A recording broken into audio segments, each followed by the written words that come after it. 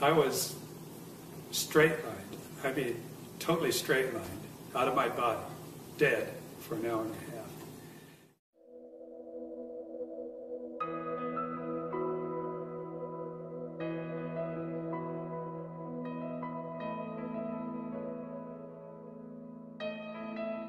My name is Richard Cole, and I am 72 years old. I have never been what I would call religious.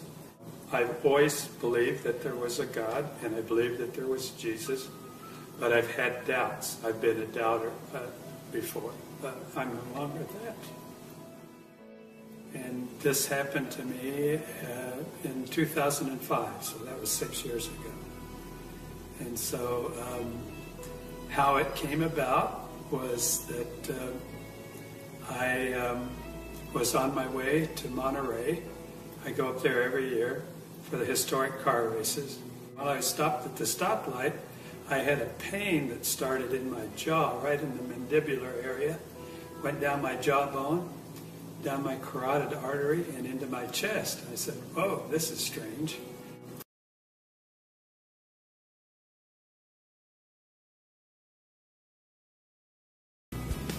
My blood pressure was extremely high, and they gave me a couple of shots right away to try and get my blood pressure down. And then I went right into the x-ray room, and they gave me some x-rays, and came back in a little while, and Steve, the doctor, a friend of mine, says, "You have a serious problem." And I said, "Oh, really?" And he says, "Yes." He says, "You have an aneurysm, but what's worse, it's split, and I think you're bleeding internally." 5 o'clock the next morning, I was in the pre-op, or the ready room rather, at Cottage Hospital. Anesthesiologist came in and says, "Well, I'm going to, give you a shot right now, and then you're going to go off to sleep." I said, "Okay." And then they got an electric saw out and started cutting my breastbone open. And then I saw them go down and start to take my heart out, and then everything went black. But I was still conscious, but I couldn't see anything. And it was like a heavy black fog, and I'm just standing there looking around. I couldn't figure out what to do next or what was going to happen next. Right then, 2 beams of light came over my right shoulder, so I started to turn around and look over my shoulder to see where it was coming from. And then I heard a voice. And the voice was very authoritative, not loud, but he says, "Don't turn around." And I'm thinking, well, why not? And he says, "Don't turn around, because if you see my face, you'll have to stay here." And he says, "Now, that'll be okay if you stay here, but I have a job for you, and if you disobey me, I won't be happy." And he says, "You don't want to see me unhappy." So I said, "Yeah, well, okay, I better pay attention and do what he says." And then I said, "I know who you are." He said, "Oh, you do?" And I said, "Yeah."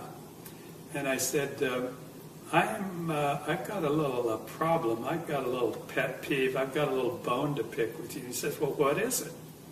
He wasn't mad or anything, just a normal speaking voice. And I said, "Well, I know that a new generation is born every 10 years. And I know that if you take the square root of 3 generations, it only goes back to about, I think it's about 589 years.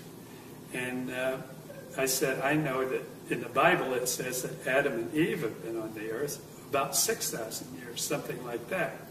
And he starts laughing. I said, "Well, what's so funny?" He said, "Well, you are." I said, "Why?" He said, "Your math is wrong." And then I just start thinking, I said, where did I get those numbers? I must have been crazy. I couldn't believe it. I said that because, I kind of prided myself on knowing math and science. And all during this conversation, I had a feeling of where he was, that he was walking back and forth behind me, that he was sitting in a white, throne, just a plain chair. It didn't have jewels or anything on it, but just a plain white chair. And I could just feel that, and I don't know why. That's what I was feeling. The next thing that happened is he says, do you have any more questions before you leave?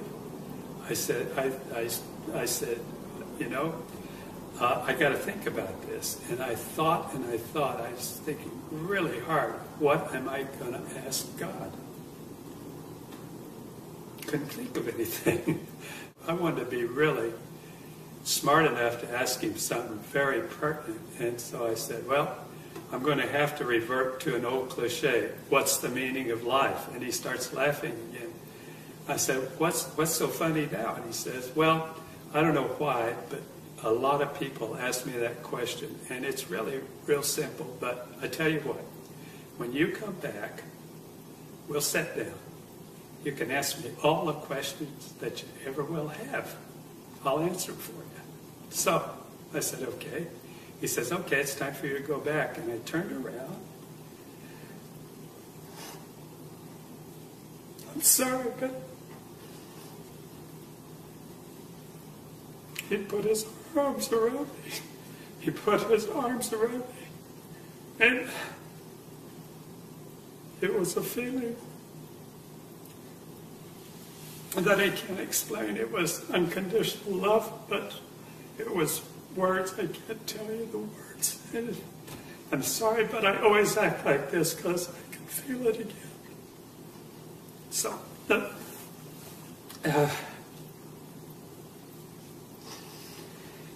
it